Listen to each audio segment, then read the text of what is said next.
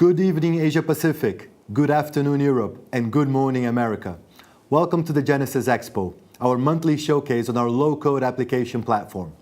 I'm Felipe Oliveira, Head of Sales and Marketing, and I'm delighted you can join us as we share with you how the Genesys Lcap is transforming financial markets IT delivery.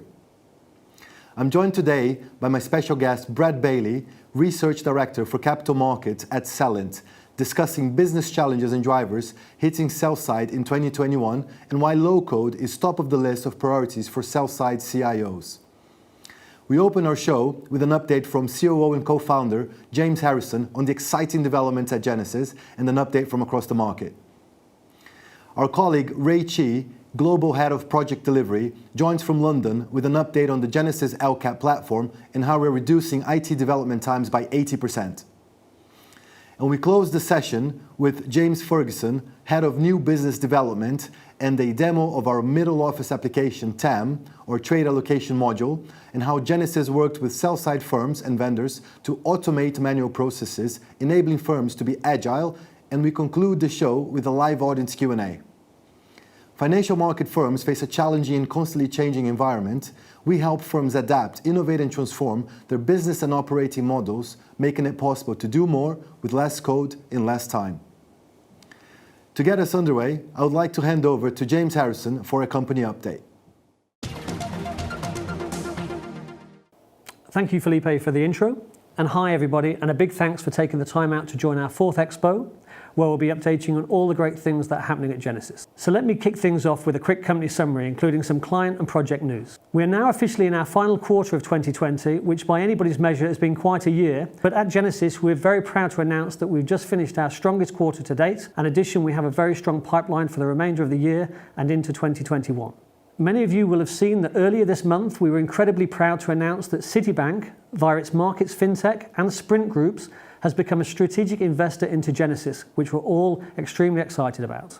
At this pivotal time in the financial markets industry, all firms are being driven to migrate from manual or Excel-style workflows that often carry operational risk onto more compliant technology, whilst at the same time ensuring these are efficient for remote working, as is now the new norm. Across the sector, there is increased adoption of cloud-enabled applications, with firms realizing the benefits that they deliver. Unlike more general Lcaps catering for BPM use cases, Genesys is the only Lcap built for financial markets, capable of delivering both simple and complex applications that are always highly resilient, compliant, scalable, and performant, all built at speed. Having Citibank as an investor in Genesys is a major validation on our shared vision on how to make low-code adoption widespread across our industry, and an endorsement on our ability to deliver enterprise-grade applications quicker, faster, and better. With the news on Citibank, this shows just how far Genesys has come in the last 7 years, and we're only just getting started. As I've just mentioned, we are now in our 7th year, and during that time we have managed to win some incredible clients in addition to Citi. These include XP, ING, RBS, London Clearing House, as well as many, many more. This year we have trebled our growth, and to best support our clients, we are growing the teams in each of our regions and have also opened additional regional offices with plans to open even more soon. Genesys is being built from the ground up by financial markets industry leaders, and by design is the only low-code application platform native to financial markets. With our ever-growing Genesys application library, our best-in-class tooling, and our amazing team, this means that we're able to tackle any type of project with ease, whether simple or complex. As some of you will have seen in the second Genesys Expo, Nick Colber, our head of platform, explained how Genesys is using the very latest and greatest in UI technology to build best-in-class applications. And couple that with last month's Expo, where we saw Jose Pozo, our head of core development, demonstrate how server-side development is massively accelerated using Genesys, and where we also get to see the Genesys DevOps tooling that is used to efficiently manage both applications and environments. So altogether, this showcases that Genesys is the all-round choice for low-code applications in financial markets. The Citibank investment will allow us to do even more than we do today, and we have already identified new key hires in the industry that will be joining Genesys in both the commercial and the technology teams. And most recently, Martin Schreiber joins Genesys as Global Head of Strategic Accounts, and he brings with him a wealth of experience as a product strategist and highly respected leader within the global financial services industry. Another major milestone that the Citi investment will enable us to achieve is to accelerate our platform tooling to vastly improve the Genesys user and developer experience, allowing our clients to be able to do much more even quicker. As we onboard more and more clients and tackle more complex applications, the Genesys application library is becoming increasingly richer and now supports many, many more applications, workflows, asset classes, and interfaces, with a good example of this being that we just engaged with Symphony to make Genesys Symphony ready across all of our applications. As well as building applications, we also continue to be thought leaders in the Lcap space, and to that end we have published some new white papers, one on EUC replacement and one on legacy integration, both available from our website, which I invite you to download.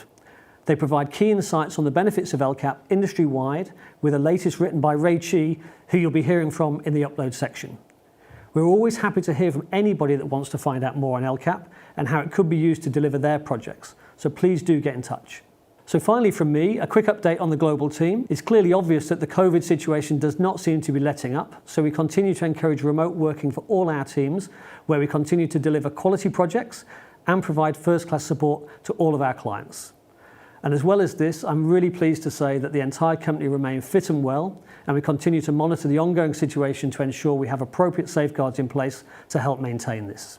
So that's almost it from me, but I would like to pass on my thanks once again for tuning in to today's Expo and ask that you stay tuned to all our digital channels and also follow us on LinkedIn. So please enjoy the show, and back to you, Felipe. Thank you, James. Exciting times. If any audience members would like to chat with James and the team on any of the items mentioned, please do get in touch. Also, if you have any questions, please submit them now in the on-screen form and we'll cover them in our live Q&A section. Now, I would like to hand over to Ray Chi for our upload section discussing the Genesys Lcap platform and how we're reducing IT development times by 80%. Over to you, Ray. Hi, my name is Ray Chi, and I'm Head of Solutions Delivery at Genesys Global. Over the past 3 Expos, the upload sessions have covered what constitutes an Lcap and how the Genesys Lcap is unique as the only Lcap native to financial markets. We looked at a range of the topics around the front-end capabilities, the use of open source integration, all the way to the server-side capabilities that distinguish the Genesys Lcap and sets us as a secure, scalable, and highly performant enterprise-ready offering.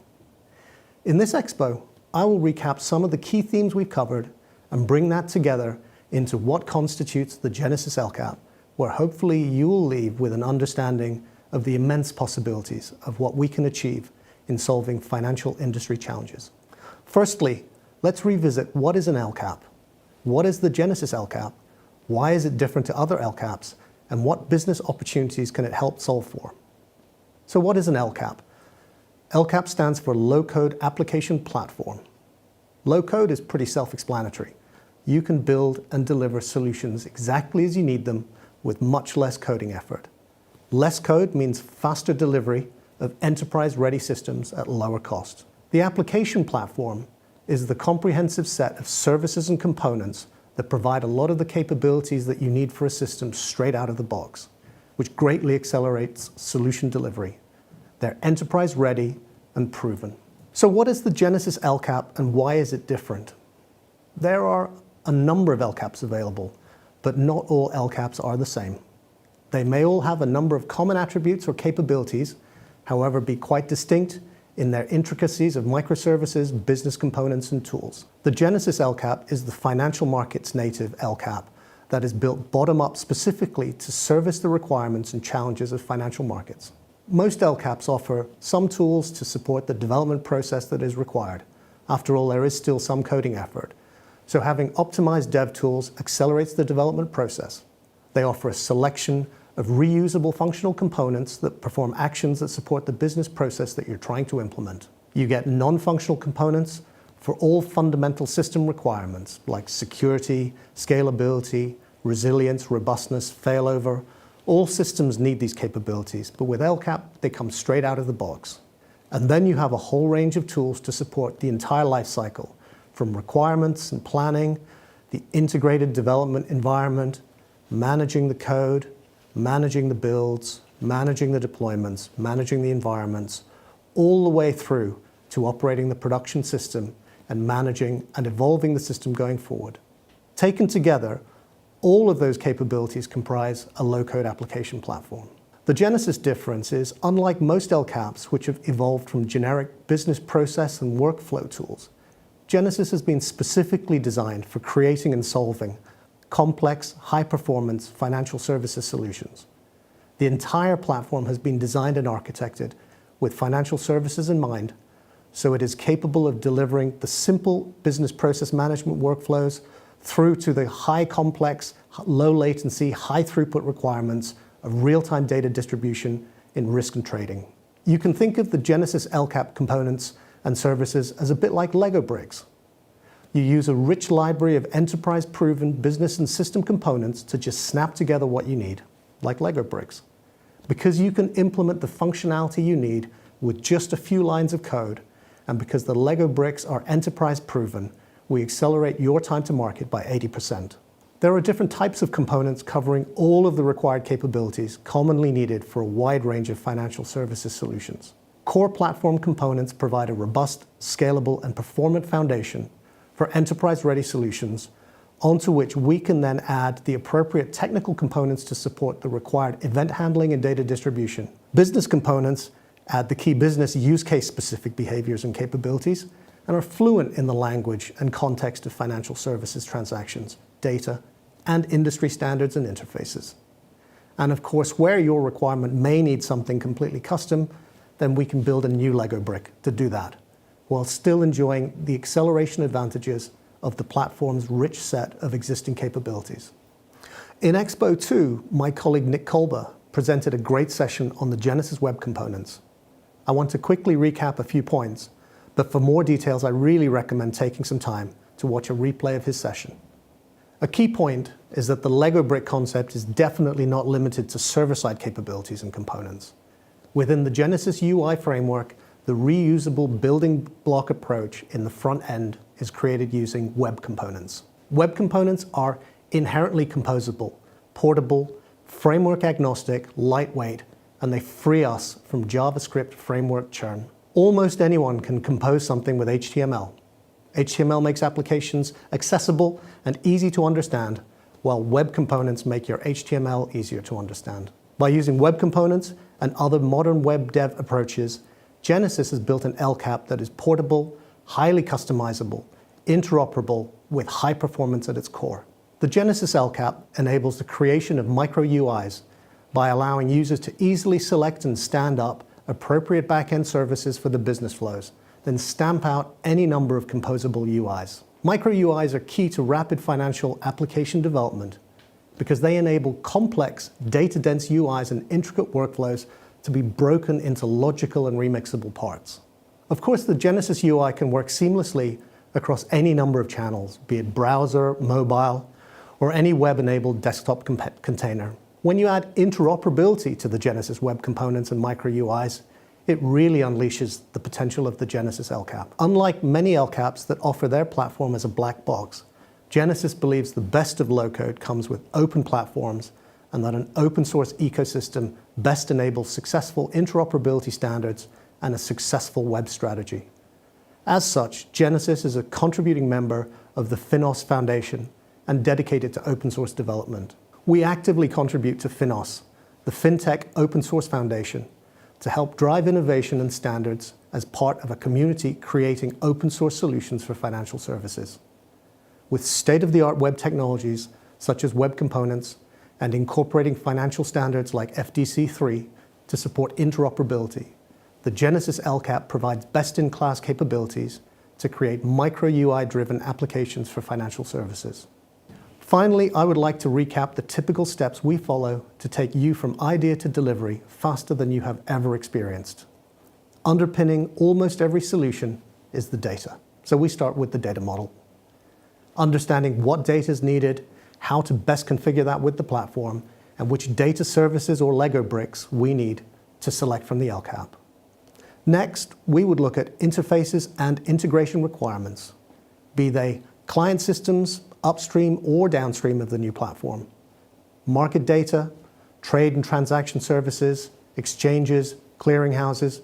We ensure there's a clear understanding of all integration and interface semantics. Then, we look at the details of the workflow and life cycles and select appropriate microservices to support the required transaction flow and event management.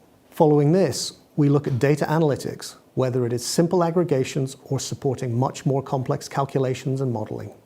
Again, selecting the appropriate Lego bricks to configure for those requirements, while also considering all the reporting and visualization to help turn large amounts of complex data into actionable, impactful information.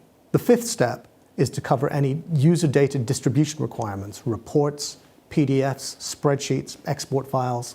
And finally, we design a first-class user interface built on our state-of-the-art web technology Lego bricks, such as web components and micro UIs, capable of delivering an incredible user experience with full customization, user permissioning, auditable, and secure. The Genesys application is enterprise-ready and will run securely within our Lcap architecture from server-side to front-end for a performant, secure, and scalable application that is cloud-delivered and fully integrated to your existing technology stack.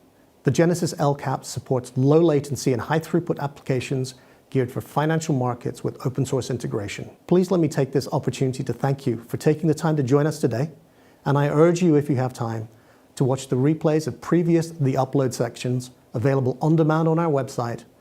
And if there are any particular topics you're interested in, please do get in touch with our commercial teams, who will be more than happy to assist. Thank you. Back over to you, Felipe. Thank you, Ray. Again, any audience members who'd like to chat with Ray and the team, please do get in touch. Also, if you have any questions, please submit them on the form on screen, and we'll cover them on our live Q&A section. We now come to the download, the section of the show where we invite an industry expert to discuss the challenges and opportunities from across the market. Hello folks, and welcome back to the download section. In today's Expo, I'm delighted to be joined by my special guest, Brad Bailey, Research Director of Capital Markets at Celent. Hello, Brad. Hello, Felipe. How are you? Excellent, Brad. It's a pleasure having you here on the show with us today. Thank you so much for making the time. Thank you. The pleasure is all mine. Thank you.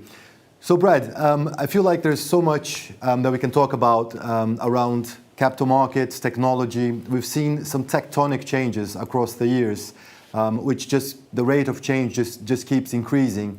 But I wanted to specifically focus on what are some of the business drivers and challenges that you see in the sell side specifically and going into 2021? Absolutely. Thank you, Felipe. And you touched on a point that is quite unbelievable, is the rate of change just keeps accelerating. I think we see ourselves at really the intersection of a secular, cyclical position in the markets, underpinned by an incredible change in technology, surrounded by this exogenous event that has changed a lot of things the way we think. The challenges out there are myriad. Folks at the sell side have to look at how they're positioning themselves and how they'll fight to survive now. And what they've come to realize in light of all the different regulatory drivers, the demands of their clients, the cost structures, that, as I said, the rapidly shifting tech cycle, is they really have to think about what their core business is and what they're good at. I think a lot of firms right now are at a moment of what their existential crisis, in a sense, or an existential moment where they have to really focus on their core. So anything that's outside their core has to be thought about, rethought about, and this is on a technology, on a regulatory perspective, and all aspects of their business. Fantastic. No, that's great. Thank you very much, Brad, for that kind of overview.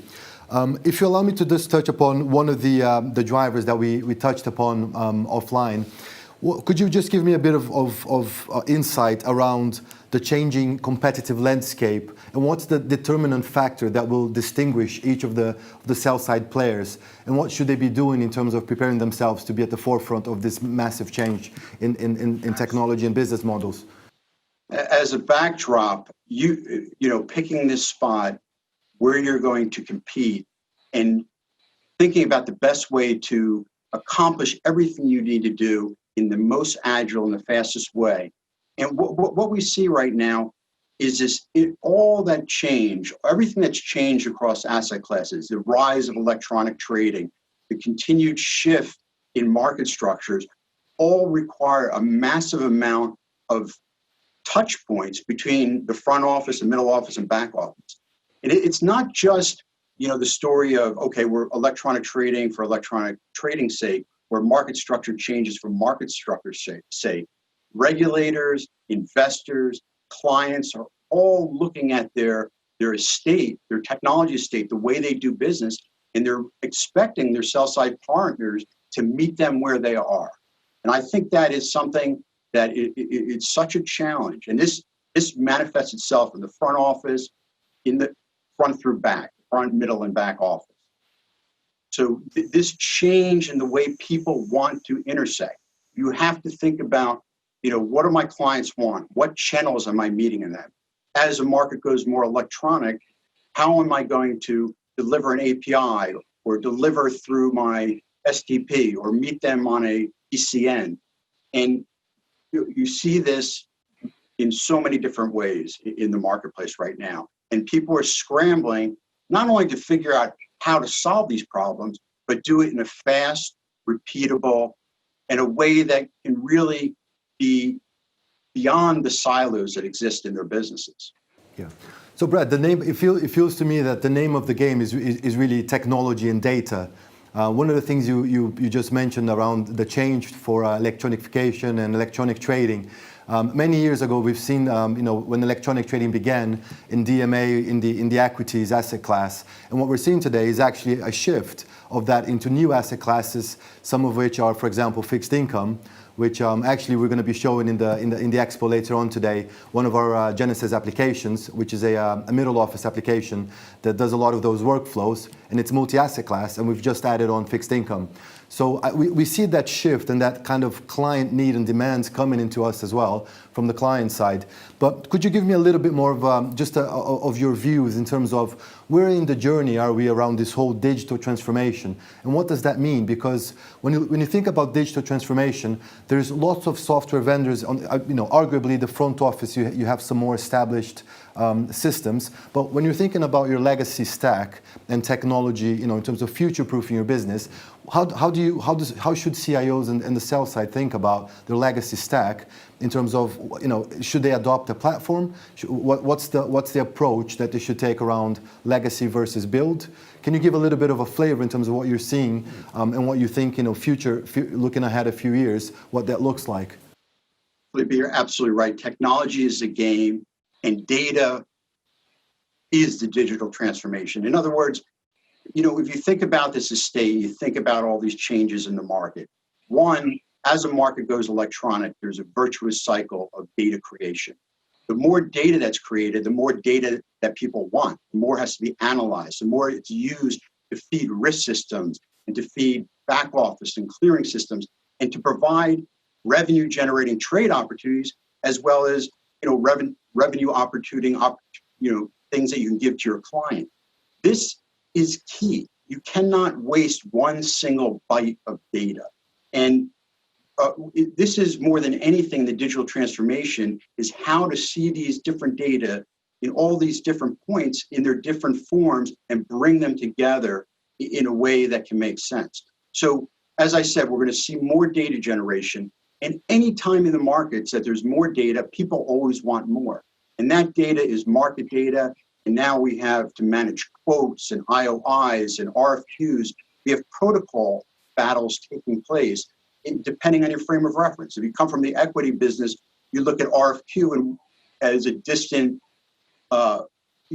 something that's hard to understand. Whereas if you're coming from the fixed income world, a club or an exchange model is something very difficult to understand. But these are merging, and we see this. We see people wanting to manage their quotes better, wanting to segment their clients better. And this is all fundamentally underpinned by data. And what we have in the technology debt that exists in the capital market, this archaeological infrastructure. You go down, you see different types of technology. You can't just necessarily tear it out right away. You have to build upon it. And this modularity has really reached a point where it is so key. How do I communicate between different systems, older systems, mainframes potentially, different server and the cloud, and these points of modularity. And I don't mean just in the front office systems. I mean in cross assets. I mean going to risk, all the operational flows. And this is the difficulty. That those data sets and bringing them from front to back is amazing. And, in every step of that, there's the compliance needs and the never-ending demands of regulators globally to feed different types of data at faster and faster rates. This is a challenge we see right now, talking about fixed income as it goes electronic. How do you deal with these protocol battles? How do you deal with the CLOB and fragmenting liquidity? Where are the points where you can get faster and faster needs for MiFID II or for trace? And I think these really are points where folks have to reconsider what they're doing, look at the way, just fundamentally change their go-to-market from the conception of something to the ultimate testing of it. Yeah, that's great, Brad. And actually, if you allow me to just build on to that, I think where I'm getting to here is that the industry, the whole industry is fundamentally changed and is continuing to change. So you look at, if you look at, last week's earning reports when the banks kicked off, JP Morgan reporting, above expectations, growing nearly all of their segments in capital markets. You look at, for example, Microsoft Azure cloud business growing 17% when they reported back in July with the end of their fiscal quarter. I mean, the data consumption seems to be growing and growing and growing. The appetite is there for even more. So one of the things we've seen specifically on the sell side over the many years, to your point around new regulations, new changing dynamics, the need for data and reporting, and a lot of the antique and archaic legacy IT architecture. So what's the answer to that? How do you evolve that business, and what happens to who's the winner and who's going to be the losers in this? Right. And the winner is a winner take all in certain respects. There are gaps in the market as formed. We're talking, you mentioned, numbers. We're going to see incredible numbers coming out. The capital market's been very busy. The backdrop to that is, the amazing, how do you work in this environment where you have a distributed workforce? And in many ways, the backdrop of what we've had has accelerated some of these processes. And what we see, the firms that are making the money and doing it right have built over time a methodology and continue to do it to leverage their data. They are not wasting their data. They're collecting not just the standard market data, all types of data. We're talking about infrastructure for certain firms that are absorbing from the market millions of messages a second. That's, as we look at this and people think about, you have to think, okay, it's one thing to solve certain types of problems, but this is just getting faster and faster, and there is absolutely no room for error when you're dealing, in the speed in which the market occurs today. And I think technologists are really one of the fundamental things as they look at each of their different businesses by asset class or by position, or is trying to leverage and what can they do from a software perspective? What can they do from a development perspective to reuse components, to attach where the attach points they have, but how do they satisfy all these different needs, the pressures from their clients, the pressures for profitability, cutting costs, serving their clients, and competing in an increasingly margin difficult environment. And I think those who get it right are really, you just see it. You'll see it in the numbers that come out. You'll see it in philosophies on how they think about their moves with technology and software and infrastructure. And Brad, that's a really interesting explanation, because when you actually look at data, the need for data and data consumption, that's something actually that transcends capital markets. Funny enough, the last couple of days I watched a Netflix documentary called Social Dilemma, which obviously talks about the big data businesses like the Facebooks, the Instagrams, etc. And when it comes to capital markets, I think it's no different. Even at Genesys, when we look at some of the solutions that we build for customers, we look at the non-functional components, we look at the data models, we look at the integration points, we look at the data analytics, data reporting, all the way to the user interface. So what are some of the data components that are specific to capital markets when CIOs should be thinking about technology? Is it, can you give us a little bit of a spiel, in terms of what platforms, what partners, why low code, how can low code help them with that? Yeah, absolutely. I mean, the move to low code is part of this. What is core? Do I have to rebuild for every new solution? We said the market's going electronic. We said there's data.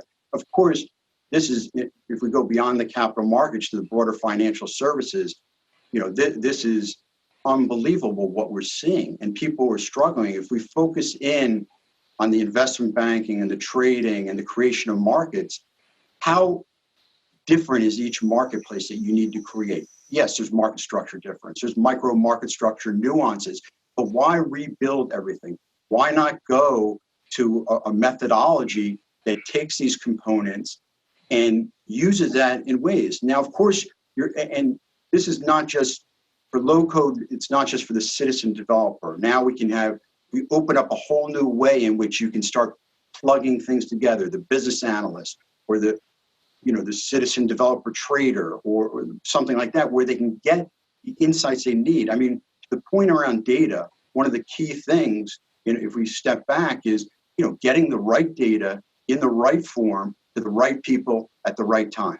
And that has been a massive, massive investment, continues to be a challenge. But as you modularize your data structures and you put that into components that you can connect together between a proprietary system, between a vendor system, you really then can get to market very quickly.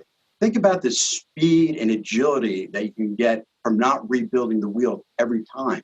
And if low code as a tool in the CIO and others in the sell side, this is an incredible opportunity for them to really say, look, this is how we go here. This is how we build a loan platform. This is how we build this type of bond platform. If there's a specialized bond universe that evolves for green bond issuance, let's go to the market as quickly as possible. That is where, a fundamental thing. There's a cost save, which has been so key, but how do we get that revenue? How do we get that next opportunity to be the best in a new market or to grow our market share where we're already competing? That's in a place that's getting more electronic or more digital in its trading. Brad, I'm going to make a connection to a comment you made in the beginning of our conversation, which is, the tectonic and the rate of change that is increasing. So what I'm getting from you here in this section is actually the time to market is actually one of the crucial components to make sure that the business actually stays in business. Is that a fair assumption? Well, you have to be in business to compete. So it's no, but your point is just think about what it takes, all the underlying work, to set up infrastructure, to set up data, to set this all up. And every time, if you're doing that for every project, for every little thing, you're never going to be first. And in some of these markets, if you're not first, you're last. Absolutely. And Brad, we at Genesys, obviously, we believe in low code. Obviously, that is our business, and we've seen tremendous growth. This year alone, we've trebled our growth, and there's an insatiable demand for software and low code and applications, and obviously enterprise-ready solutions that you easily could deploy on-premise or throughout different environments, on cloud or agnostic, obviously, and so on and so forth. But if you were to leave the audience with one insight that you want them to take away in terms of what CIOs, sell-side firms, capital market players, what should they be doing and thinking in 2021 to be at the forefront of the game? Just think about what is core, what do I need to do in my own infrastructure, on-prem, what do I have to do in other deployments, and how can I use these tools that can supercharge, different types of users without the highest paid developers who are needed in certain very nuanced applications. Why not take your development estate and give them these tools and let them run and come up with, let the genius of these folks that see things from a business perspective and can map it in a business way and develop from there. Because next year is going to be, a fascinating year as we come out of the situation we've been at now. And the competition and the level in which you have to think about your costs and revenue and your technology estate is going to be key. People are going to be investing. Technology is the game. You're either moving forward in developing a better methodology and a better technology estate, or you're dying.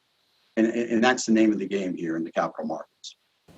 Brad, we firmly believe in that as well. I think the modular approach, what we call it at Genesys, the Lego bricks components of the platform, which specific to capital markets around high throughput, low latency, and some of the other nuances, depending on what the use case, whether simple BPM or more complex, that we've been solving for our customers. So we're firm believers in that future as well. And we look forward to working with Celent and with you and continuing the conversation.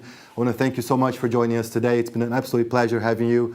And if anybody wants to get in touch with Brad, please get in touch with myself as well. I'll be happy to connect you guys with Celent as well. Brad, thank you so much. Thank you, Felipe. To find out more about Celent, please get in touch or head to celent.com. I would now like to hand over to my colleague James Ferguson for a demo of our middle office application TAM, or Trade Allocation Module, and how Genesys worked with sell-side firms and vendors to automate manual processes, enabling firms to be agile. Thanks, Felipe, and hello everyone. I'm James Ferguson, Head of New Business Development at Genesys, and I have the pleasure of taking you through today's demo of our Trade Allocation Manager, TAM, which is part of Genesys' extensive application library. The Genesys applications are utilized by financial market firms ranging from buy-side, sell-side, and market infrastructure providers, with the aim of delivering secure and scalable solutions, as well as accelerating the delivery of IT projects. For sell-side firms, the combined effect of regulatory changes and margin and fees compression mean they are under increased pressure to reduce operational costs. Technology, and specifically low-code, is the key to unlocking crucial IT productivity gains and transforming operating models. What we are seeing in the market is an increasing number of sell-side firms reviewing their legacy technology stacks, particularly in the post-trade space, and opting for a best-of-breed modular architecture. This paradigm shift plays to the strengths of the Genesys Lcap platform, which can supercharge innovation around incumbent legacy systems, automate manual processes, and enable firms to be truly agile. In today's session, I'll be showcasing how Genesys has developed an application for sell-side firms to automate and centralize their middle office workflow. Genesys TAM is a multi-asset, agnostic middle office application that enables clients to capture trades from multiple upstream trading applications before applying granular commissions, fees, and charges for both market and client-side trades. Because TAM is system agnostic, it can pull in trades from any front-end OMS or EMS, and already has the adapters for established vendor packages such as Fidessa, Bloomberg, Iris, and TT, consuming trade data via FIX or SFTP. The TAM application caters to the workflow for each asset type, whether it's listed derivatives, equity, or fixed income, providing a centralized, fully audited, and user permission GUI to validate, enrich, allocate, and confirm trades. TAM also stores extensive reference data for counterparties and brokers against which allocation, fees, and settlement rules can be applied to automate as many steps in the middle office workflow as possible. TAM also offers connectivity to DTCC's Ctm for counterparties that use the central trade matching system for trade processing. Finally, TAM produces back-office files for transaction reporting and offers downstream connectivity to custodians like BNP or Pershing. Now let's consider a use case we are increasingly coming across for medium to large brokers, for which TAM can act as a powerful productivity solution. These firms will execute in multiple asset classes, but each asset class is typically siloed, so they may use Fidessa for equity, Bloomberg for fixed income, and TT or Ion for futures. While some of the workflows across asset classes are similar, the reality is they are processed in different systems with different levels of automation. Equities are ahead of the curve, whereas in fixed income there is very little automation, typically relying on spreadsheets and voice confirmation processes. The situation for futures is similar, with a lot of manual workflows that are prone to errors, resulting in high staffing costs. TAM addresses these challenges by offering a single application to process trades across all asset classes from upstream trading systems. That means you can have one middle office team looking after securities, whether equities or bonds, as well as futures and repos or other asset classes. This will enable greater efficiency, aggregating trades, performing the asset class specific workflows, and achieving STP downstream into settlement, clearing for futures, risk, and accounting. For productivity gains, automation is key. The TAM workflow state model is fully configurable and steps are automated where there is no need for any manual intervention. For client-side trades, these start from initial trade capture and enrichment to fee calculation, trade bunching, pairing off, all the way through to allocation, confirmation, and reporting. For market-side trades, the steps differ with the need to link both sides as well as netting or aggregation. Wherever possible, workflow steps are automated to achieve straight-through processing, with exceptions and alerts popping up when user intervention is required. So let's jump into a demo of Genesys' trade allocation module. TAM loads up with the latest save display. In the top grid, we have all the trades or CTM blocks, which have dropped in from other front-end trading platforms, either via an API or file upload. At the bottom left are the individual sub-account allocations related to the selected trade, and at the bottom right are the individual fees and commissions related to the allocations. On the left is a dashboard which summarizes the allocation activity by trade date, counterparty, and settlement region. Navigation around TAM is driven via the menu bar at the top to launch other components. It's also possible to pin other components at the side of the screen for easy access. Before we get onto the workflow, it makes sense to look at the underlying reference data, as this is critical to automating as much of the workflow as possible. Starting with counterparty reference data. For new TAM customers, we provide an import template to bring all the counterparty data into the system. Once that's done, in the top grid, you can see all your counterparty data. If we select one and click Modify, here we store all the high-level profile information, contact and address details. Crucially, the confirmation method can be specified, whether it's manual or CTM. You can also set up different report templates for different counterparties. These can either be delivered in PDF or Excel format, completely customizable by client. So here you can assign the report template to the counterparty. Below you can set the default settings to handle rounding of fees and commissions, as well as store an alternative counterparty code used within other systems like Ctm. Beneath, you have all the sub-accounts, the funds related to the counterparties, normally set up as cash or give up, for example, if it's a CFD. In this case, the newbie account has two sub-accounts, newbie fund A and newbie fund B. Lastly, in the bottom grid, you can store standard settlement instructions or SSI data. Many custodians will manage the SSIs on their side, but SSI data needs to be provided if you're interfacing with some custodians, like BNP. This shows the individual SSI information per sub-account, per asset class, per country. So in this case, you have different SSI information for each fund in either Germany or Holland, allowing you to mitigate any risk of trade failures and subsequent failed trade costs associated with fines or lost business from unhappy customers. The next piece to set up are the default allocation methods, which can be done for each individual counterparty, selecting either manual, equally distributed, or weighted allocation. For counterparties that have weighted allocations selected, these need to be set up accordingly via another component where you can specify the weightings. Moving on to a key component, which is the attribution of fees. You can set up fees, generally one per market. Some exceptions, for example, the UK, where you have set up specific fees, PTM levy and UK stamp duty, for example. This means there is always a baseline commission fee for any trade. You can then set up fees and special rates for your counterparties and how you want them to work. For example, for BlackRock, I've agreed to trade UK stock for them at a rate of 2.5 basis points. For BlackRock and US, I'll charge 2 cents per share, a different type of calculation. And for French clients, I'll also charge 2 basis points. Now onto the allocation workflow. In the trade blotter, you see all the block trades and their relevant parameters, with the allocation status highlighted in red or green. One useful feature is the ability to amend the trade directly through TAM, should the person have the necessary permissions, which are defined for each user at an admin level. There are many additional data fields available if you scroll to the right, summarizing the exchange ID, executing broker, trade source, etc. Trades that come in for a counterparty that has auto-allocation rules set up will go straight to a fully allocated state. For example, newbie, which is set to equally weighted. The trade quantity of 25 has been split into 12 and 13 across the two funds. You can then filter to unallocated block trades, which need to be manually allocated. For efficiency, you can bunch trades for the same counterparty, direction, and instrument. For example, the two Samsung trades for Euromod. You can bunch the selected trades. A tick then denotes that they have been bunched. Alternatively, you can just click on Bunch All Trades to automatically do so for all the applicable trades in the blotter. We can then manually allocate the bunch trade, in this case 40,000 Samsung for Euromob. The related funds are shown in the grid below, and manually enter the quantities. If the quantities don't match the total, it will show a partial allocation. Update the numbers, and the allocation is now complete, with all the calculated fees and charges.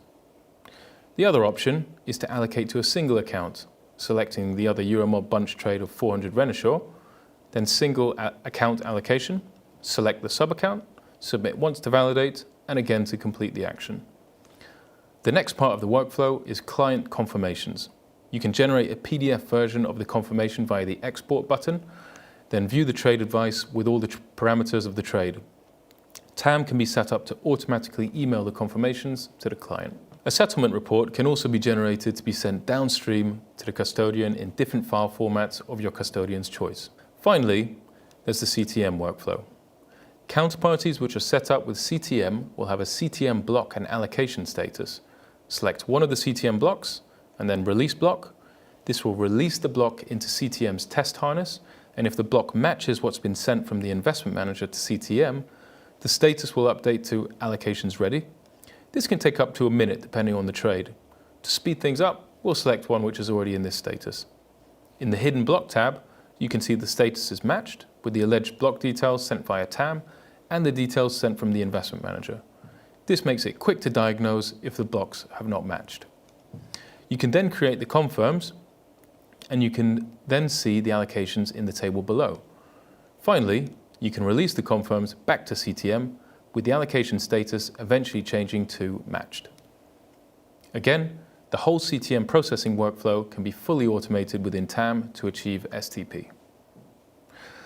That concludes the demo, so let's recap. What makes TAM unique from other middle office solutions? First and foremost, TAM is built on Genesys Lcap, which makes it easy and cost efficient to enhance the functionality. This means firms can be agile and react quickly to meet the ever-changing industry and regulatory environment. Secondly, it supports multiple asset classes and is system agnostic, so it isn't tied to one specific OMS or post-trade service provider, and Genesys will take care of any integration requirements using the platform's tools. Thanks very much for listening. If you would like to see a full demo of TAM or any other applications in our extensive application library, please do get in touch. Till the next Expo. Thank you, James.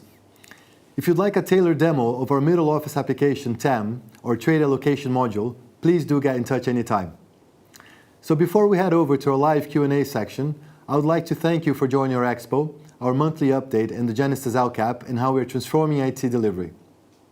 Check out our previous show with Olivia Vinden, Director and Head of FinTech and Innovation at Alpha FMC, and Dave Nathan, Associate Director at Alpha FMC, discussing asset managers and the business and tech drivers setting their 2021 strategy, particularly as they enter budgeting season.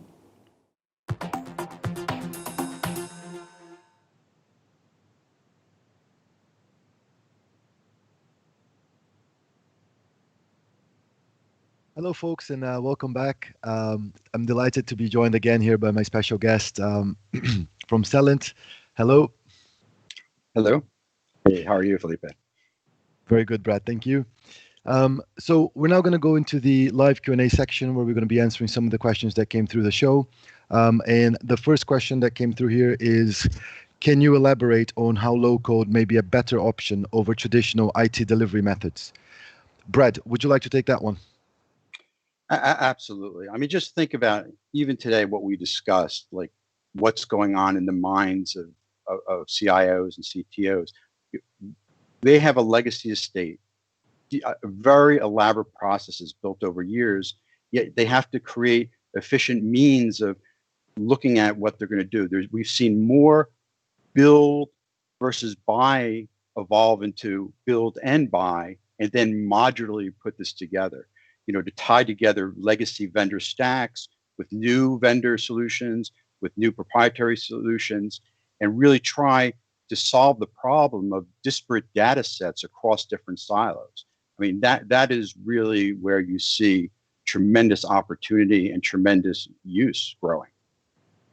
Perfect. Thank you, Brad. Let me look at the second question here, which is, what are the key attributes to consider when selecting a low-code platform? Brad, would you mind if I took that one? Sure, please. All right. So I would say that the attributes you want to look at are, I would divide them up into maybe 4 segments. The first one would probably be the technical attributes around, you want to look at a platform that is performant, that is secure, that is scalable, that is resilient, that's going to give you the uptime and all the quality cues from a technology standpoint. The second would probably be around the intended use of the applications. I think when it comes to simple business process management use cases, you might have a broader set of options. But when it comes to very specific use case, complex use case, for example, in financial markets, you might want to look at a platform that actually has all those attributes and components and business and technical APIs and all the other attributes for that specific segment or use case or market, because that will make a tremendous difference in the application development and also future-proof any new applications off of the initial version. So that would probably be the intended use. The other points to mention on that as well is, I think, depending on the sector, you'd have some very specific requirements, like, for instance, in financial markets, low latency, high throughput when it comes to trading applications and other complex real-time data distribution and open source connectivity. So that would be the second point. The third point, I would say, probably understanding the business requirements. From the section that was very well delivered by Ray, my colleague, where he explains and takes you through the kind of what the approach is in terms of looking at the different business requirements and the data schemas, all the time to market and all the other requirements that your business will have. I think would be another factor. And then last, but certainly not least, I would say probably looking at client testimonials or referrals or recommendations, trying to understand on what kind of applications have been built, and if that kind of suffices or kind of meets your requirements in terms of your business. So that would be my high-level recommendation in terms of what. Brad, I don't know if you want to add anything to that or. No, I think that's a good point. I mean, if you really want to get the edge, the ability to have access to direct connectivity to existing solutions that are there, to be able to operate in situations where the throughput is very high and there's potential, demands for not only throughput but latency. So absolutely, you have to look at it like that. Like, what is the right solution to the particular problem? Absolutely. I'm going to try to contain myself. We actually have some very interesting, exciting press releases coming up on that front. So stay tuned, folks, for the next expos. But let's keep going. Going on to the next question from the audience. How can low-code offer the sell side an edge when it comes to data and analytics? Brad, I'm going to turn to you for that one. Okay. So again, it goes to this point. If you are looking at what you have, either solving a particular problem or adding on, the key is you got to have the right data in the right form, in the right way to communicate. So putting like this toolkit in place to do that is key. That allows you then to bring disparate data in, potentially reuse data for new analytics that are similar, and it really gets the right data in the right hand. And that is absolutely one of the key challenges and one of the key processes that people are trying to figure out. So the way in which you tie everything together is really that a potentially and particularly powerful device. Yeah, couldn't agree more, Brad. What we see as well is depending on the market positioning, whether you're buy side or sell side or a market infrastructure player. I think there's many different uses of that, and we see that come through the incoming requests from clients in terms of building applications and specific use cases. So that's an excellent answer. Thank you, Brad. So moving on to the next question. So electronic trading and automation have gone a long way in some capital market asset classes, as an example, equities. Do you envision a broader market adoption of electronic trading in other asset classes? And what role will low code play in this transformation? There's a lot there, but absolutely, there's no doubt that over time, you've seen the digitization of more markets, and it's accelerating. Formerly difficult markets, we've seen equities and futures. Then you've seen FX, and FX has changed so radically from the voice business to electronic business over the last 10 years is phenomenal. And now in fixed income, with all its complexities and bespoke products, is becoming more and more electronic. If anything, the recent pandemic and what we're dealing with has really upped people's demand to access markets in different ways. At the same time, you have to get the middle and back office and the processing of all those different things in different ways. So you can de-silo your asset classes with different functionality that low code could bring, reuse an RFQ platform, or you reuse, you want to build a new bond platform, or a new rates platform, a new credit platform. But it's also then getting all that into the right systems to make sure that risk and repo and your clients and everyone has what they need. And the faster you can do that, the better, because the markets are getting faster. Even in notoriously and historically slow markets, they're speeding up. Brad, I could not agree more with what you just said. And obviously, we've just seen James Ferguson's demo of TAM as well, which obviously is asset class agnostic. And, we've just added fixed income, which is I guess, moving more towards, the electronic trading as opposed to voice or other means. So absolutely. The other interesting one actually on that front as well, you mentioned FX. We look today at today's markets, and, China is clearly, outperforming all of the equity indices. And China is one market where you see there's some FX controls and particular rules in terms of how to transact and access the market.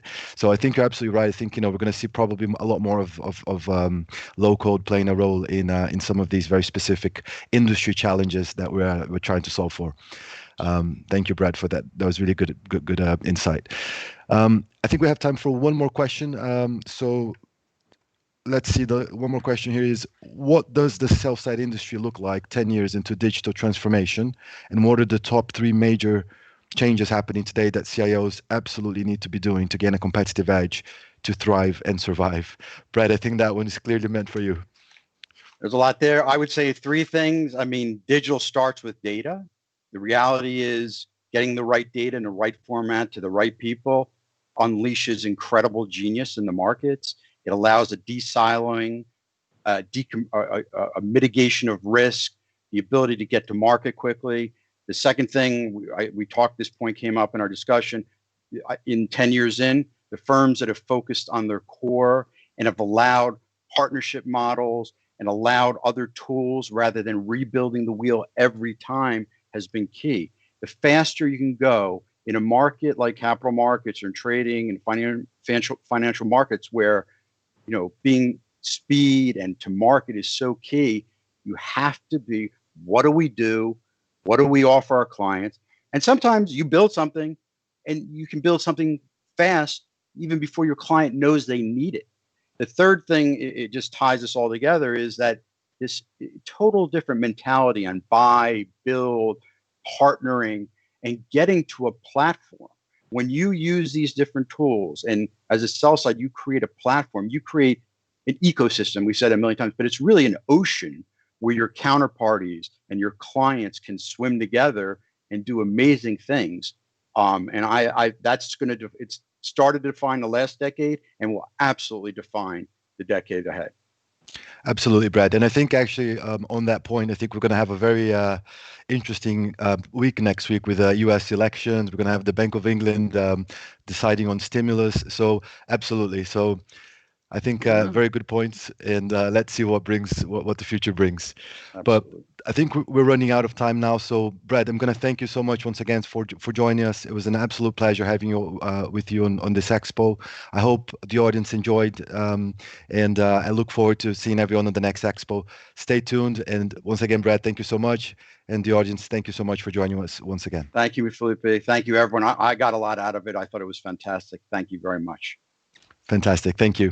Bye now.